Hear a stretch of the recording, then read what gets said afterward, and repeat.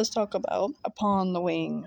Enjoy. To be honest, I wasn't really expecting this project to get picked over 1993 because I thought 1993 was going to get picked, but oh well. And another quick thingy, I want to say thanks for 12k. I appreciate it a lot. Thank you.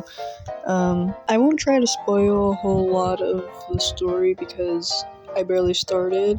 I'm still stuck on the prologue too. It's been like 2 years or something, I think. But that's mostly because I want to see the good stuff from when I actually do make this a game.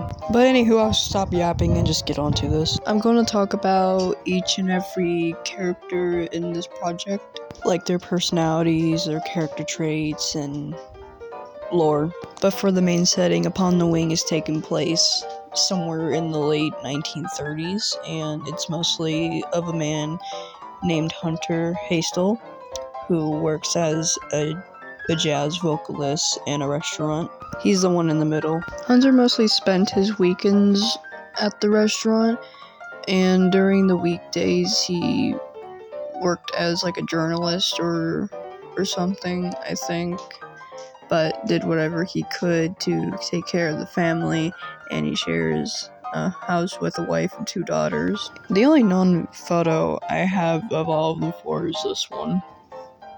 You should consider making more of that. But anywho, the wife's name is Mabel.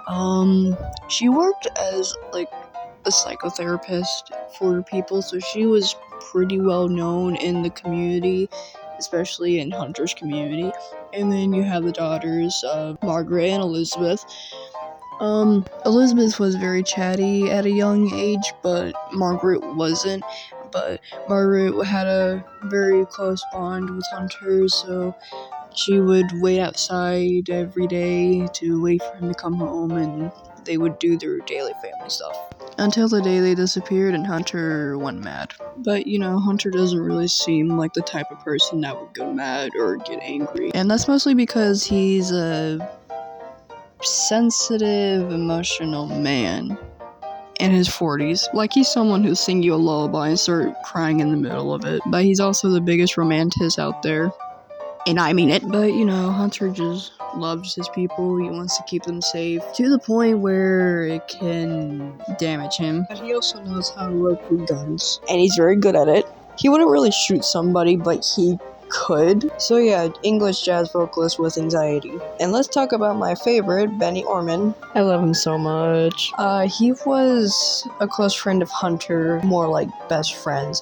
Hunter did play piano back in his early days, but since he was more of a vocalist, Bennie would join him to play the piano while Hunter did singing. But Bennie was also a cartoonist, and he was also able to draw pictures in a short amount of time. Bennie was a very wise guy, and he would do speeches after each performance. But the thing about him is that he always speaks monotoned, and he does not express emotion at all. It's always a blank face. And I guess that's the thing that people loved about him, because I don't know. He also had this saying where he would randomly pass out with no context. Just nothing would be happening and he'll just collapse. But overall, Bennie is pretty nice. He gives good advice and lives in an apartment building by himself.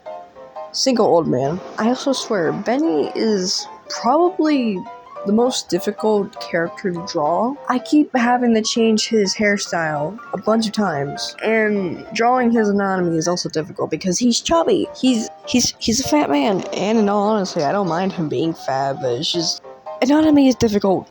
That's all I gotta say. But yes, I love Bennie. He's baby.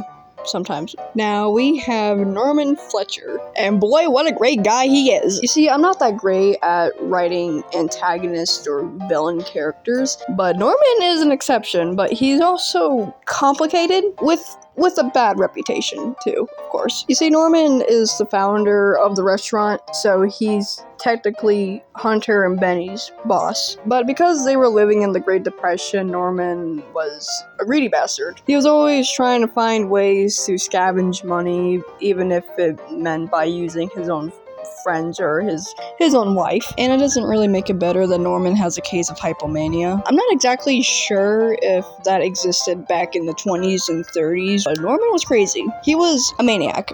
a menace to society, perchance. And in every drawing you'll see of him, he's always gonna smile. I don't know why, but it's a thing. Not that I based him off Alistair or anything. I did not base him off Alistair. I promise you, I did not base him off Alistair. He's also Italian. And because I like watching crime movies, he takes his marriage at heart. He takes his marriage seriously. I don't know if he's ever killed anybody, but he would if he found out somebody was messing around with Martha.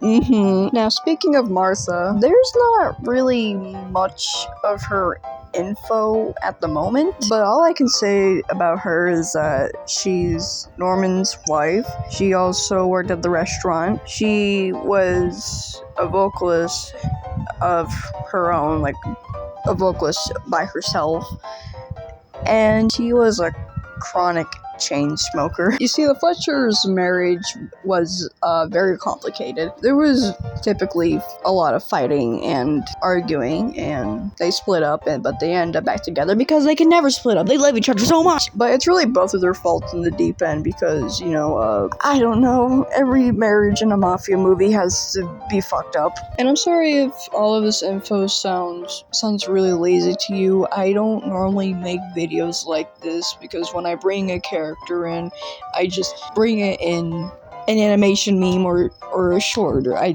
don't know. I'm not used to this kind of videoing, so I'm sorry if it doesn't sound that great. There's plenty of more characters, but I don't know if I want to just info dump, so I'll just show the characters and name them, and we'll go off from there. Cade Blackbear, Veronica Presley, Nexus Presley, Silas, and Deborah. I also have this thing. I don't even know why I made it. Also, I know I said that I will be showing 18 characters instead of just 8, but the problem I have with making characters is that when I make a character, I don't draw all of them, and usually I forget to draw all of them, so I don't have the time to draw all of them because I'm focusing on drawing on other stuff. Trust me, I'm still working on it, and it's taking a while. But anyways, yeah, I'm just gonna leave it from here. I'm tired. I don't know what else to say. My brain hurts, and I'm sorry I haven't been posting much. I don't know what to even post anymore. I've been losing motivation and doing my own stuff, so you know, daily life. I'm sorry, I'll try to be active more often, and I don't know, I'll see what I'll come up with, and thanks for watching, and subscribe.